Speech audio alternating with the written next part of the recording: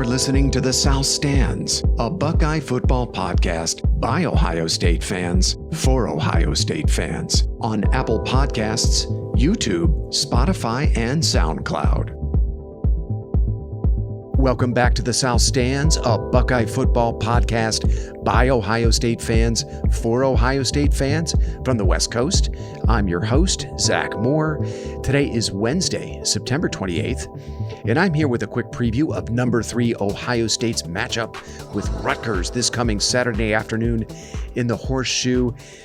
Both Paige and Chad have the evening off. Paige is traveling, Chad's working late, so you're stuck with yours truly here for the next 15 to 20 minutes while I look at the matchup with Rutgers.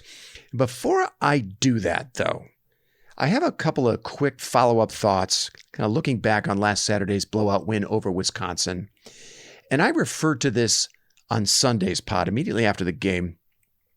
I just thought it was coaching malpractice by head coach Paul Chryst and Wisconsin offensive coordinator Bobby Ingram not to test the Ohio State cornerbacks more in that game than they did.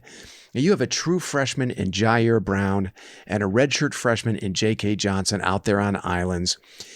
You know you have an absolute ruthless machine in the Ohio State offense that you have to try and keep up with. Why not throw up a few jump balls and see if you can get lucky if you're Paul Chryst and Bobby Ingram? You also had Chryst punting on 4th and 1 from his own 44, down 21-0 in the first quarter. I mean, you have Braylon Allen and a good offensive line. You don't think that you can get that yard? I mean, also, you fall behind by 4 touchdowns and you only attempt 21 passes in the game. Look, I don't want to take anything away from Ohio State. They look great in pretty much every phase for the second week in a row. But after taking a few days to think about it, Wisconsin did not really play to win in that game at all. I mean, at least not on offense. You saw a little more fight out of the Wisconsin defense in the second half. But man, their game plan offensively was a joke. And I'm wondering how much more time Paul Chryst might have in Madison. I know personally, if I'm a Wisconsin fan, I think I'd like to see what Jim Leonhard can do running that program. Okay, so we're only 4 games into the regular season. But how huge has it been that players like Tommy Eichenberg, Cade Stover, and Mayan Williams have all taken the leap from rotational players to major contributors? I mean, in the case of Eichenberg and Stover, we might be talking first team all Big Ten. I don't think that's any exaggeration. And who knows, Mayan Williams might even make an all Big Ten team. I think you have something special when your top-end guys play like the best at their positions in the country. I'm talking about the likes of C.J. Stroud, Emeka Egbuka, Marvin Harrison Jr., Paris Johnson Jr., Donovan Jackson. I mean, I think you have those players right now playing as well as any player in the country at their respective positions. But then you have some lower-rated kids on your roster, evolving from rotational players into major contributors. And I think that's how you raise your ceiling from just a playoff contender to a legitimate national title threat. And I think there is a difference between those two. It might be razor thin, but there is a difference. And I think that's what Ohio State has this year. I think maybe last year we didn't have enough of that. You saw, well, we had some inexperience at some key positions, namely a quarterback. And we had our top end, our absolute top end players, the Olaves, Wilsons, Smith and Jigbas. But what we didn't have last year was kind of the middle of that roster.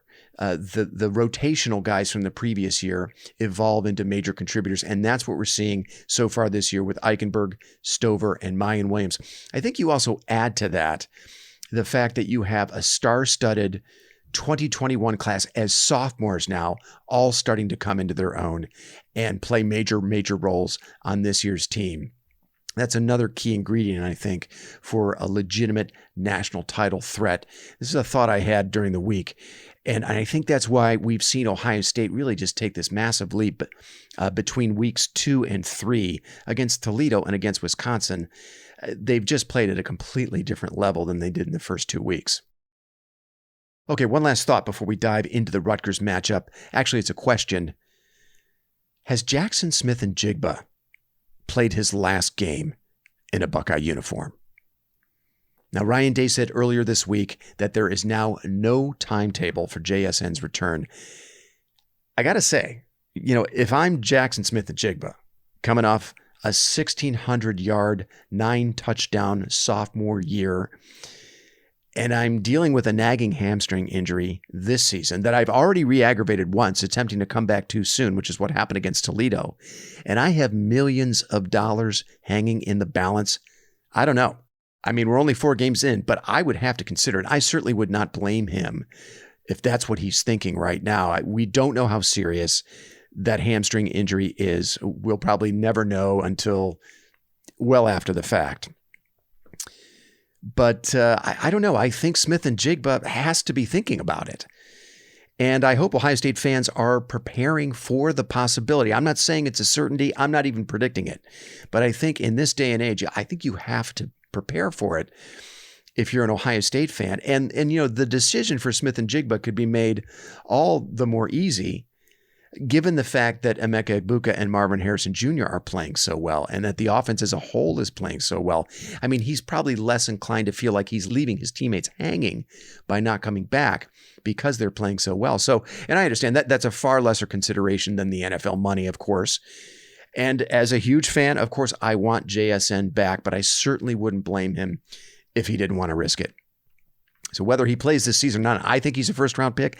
I don't think he needs to play another season to prove to NFL scouts that he is, that he is an NFL caliber, first-round caliber. I mean, we look at what Jamar Chase did back during the COVID season. Now, in his case, he wasn't dealing with an injury, but he sat out the COVID year and didn't matter. He was a first-round pick. He tested well at the combine, and, he was an immediate impact player as a rookie for the Bengals. So I don't know, Ohio State fans, you might want to brace yourself. I'm hoping for the best here, but you might want to brace yourself that JSN may very well have played his last game in a Buckeye uniform. Okay, let's dive into this Rutgers matchup. The Scarlet Knights visit the Horseshoe this coming Saturday afternoon. The game is a 3:30 p.m. Eastern kick on Big Ten Network. The line is Ohio State minus 40.5. I mean, that's almost as bad as the line against Arkansas State, which is 44.5, I believe. The over-under is 59. Ohio State is 8-0 all-time against the Scarlet Knights, averaging 53.5 points a game in this series and winning by an average margin of 42.5. The Buckeyes pummeled Rutgers last season in Piscataway 52-13. Now, as we all know, Rutgers is led by former Ohio State defensive coordinator Greg Schiano, now in his 3rd season of his 2nd stint with the program. Schiano, as we all know, was the head coach there from 2001 to 2011. The Scarlet Knights come into this game at 3-1 with a pretty decent win over Boston College and wins over Wagner and Temple. The win over BC and also Temple were on the road. And Rutgers' only loss so far was just this last Saturday at home against Iowa, 27-10, a game in which they outgained the Hawkeyes 361-277, but allowed 2 defensive touchdowns, a pick 6 and a scoop and score that were basically the difference in the game. Man, how bad are you offensively if you're the Hawkeyes, by the way, being outgained by this Rutgers team 361-277. Now, if everyone is healthy, Greg Schiano will alternate quarterbacks between Gavin Wimsatt, who was a top 200 player in the 2021 class, and Evan Simon. Wimsatt, who missed the Iowa game with an injury, and I believe his status is up in the air for the Ohio State game, is a really good athlete who's much more of a runner than a thrower. He's averaging over 8 yards a carry so far this season. Simon, on the other hand, is a pro-style quarterback who threw for 300 yards last week against a pretty good Iowa defense. He also threw 2 picks in the game, though, including the aforementioned pick 6. Rutgers has a speedy receiver named Aaron Cruikshank, who Ohio State fans will remember last season in Piscataway against Ohio State had a 75-yard touchdown reception. Now, outside of those names, I honestly don't know who else is worth mentioning on the Rutgers offense. They are pretty dreadful statistically. 97th nationally in total offense, 96th in offensive yards per play, 111th in passing offense. Now, they can run the ball a little bit. They're 43rd nationally in rushing offense. Their best running threat after Wimsatt is probably Al-Shady Salam, who averages just under 6 yards a carry. Finally, on defense, Rutgers ain't bad. You have to consider the competition, of course, but at the moment, the Scarlet Knights are 9th nationally in total defense, giving up 250 yards a game. They're 10th in defensive yards per play. That's 4.16 yards per play that they're averaging right now. They're 2nd nationally against the run, allowing 56.5 yards a game. And they're a respectable 35th against the pass, giving up 193 yards per game. Now, granted, all those numbers have not come against offenses that probably measure even close to what Ohio State's going to bring to the table on Saturday. So, I don't want to waste too much of everyone's time here trying to talk up a 40.5-point underdog and a program that only once in the 8 games they've played has come within 4 touchdowns of Ohio State on the field. In games like these, where the outcome is all but certain, I like to find 1 or 2 areas to watch. Usually it's an area where I really want to see some improvement.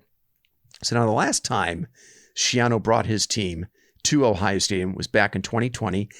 We remember he junked that game up pretty good, ran a bunch of trick plays. I mean, he ran every trick play in the book, got a couple of cheap scores, and was able to make the second half of that game somewhat interesting.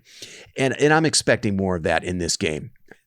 And unlike Wisconsin, I think Schiano is going to try to take some shots down the field against the Ohio State corners. Whether it's Denzel Burke and Cam Brown, the word is that they're both going to try and play, or they both intend to play, or it's J.K. Johnson and Jair Brown.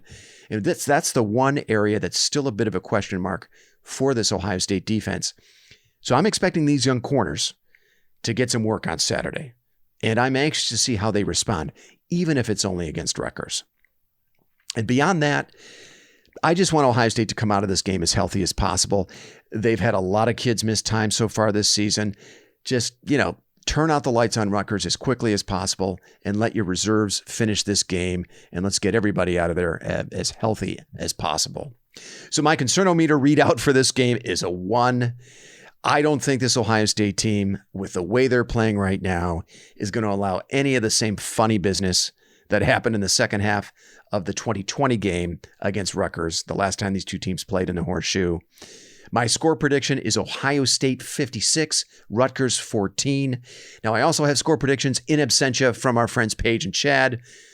Paige likes the Buckeyes 55-13. Chad has it 63-13 Buckeyes. Lastly, there are a few other games happening around the country I'll be keeping an eye on this Saturday. The first is number 4 Michigan at Iowa. The line is Michigan -11. The over-under is 42. Now, Kinnick is usually a really tough place to go as a top 5 team. A lot of upsets happen there. Ohio State remembers what happened there back in 2017, not to bring up any painful memories for all the Buckeye fans listening out there. And, look, Michigan looked shaky last week. I mentioned on Sunday's pod, they looked very shaky against Maryland at home. A Maryland team that people are trying to convince me is an improved program, an improved team. I'm still not convinced they're any good. J.J. McCarthy made a lot of mistakes that you would expect from a young quarterback, tried to do too much in that game. I think he'd be in trouble if he's going to try that against Iowa. However, as good as the Iowa defense is, and I think they're going to keep the Hawkeyes in this game for a while, the offense is just downright awful. So I think UM gets it done, and I think they cover. I think this is a close game into the fourth quarter, but I think Michigan pulls away, and I think they cover that 11-point line. Another game I'm going to be watching, number 10 NC State at number 5 Clemson. The line is Clemson -6.5. The over-under is 39.5. Now, this might be the game of the day. I think Clemson probably gets it done by the skin of their teeth, but I would not be surprised if NC State went in there and beat Clemson. The quarterback play's been a little shaky, that offense. They're still great on defense, Clemson is, although their secondary is a little suspect. Great defensive line. I'm still leaning with Clemson, though. I think by the skin of their teeth, they get it done against the Wolf Pack. Finally, number 2, Bama at number 20, Arkansas. The line is Bama -17.5. The over-under is 61. Hey, this was a pretty good game in Tuscaloosa last year. Bama won it 42-35. I don't think they ever trailed in the game, and they had several double-digit leads in the game, but Arkansas never quit. They came back, and it was a one-score game at the start of the fourth quarter. Bama hangs on 42-35. I'm not sure how good the Hogs are this season. I like Bama, and I think I like them even to cover that 17.5-point spread. Okay, that's going to do it for me. I will be back on Sunday with a recap of the Rutgers game. Until then, thanks so much for listening, and go Bucks.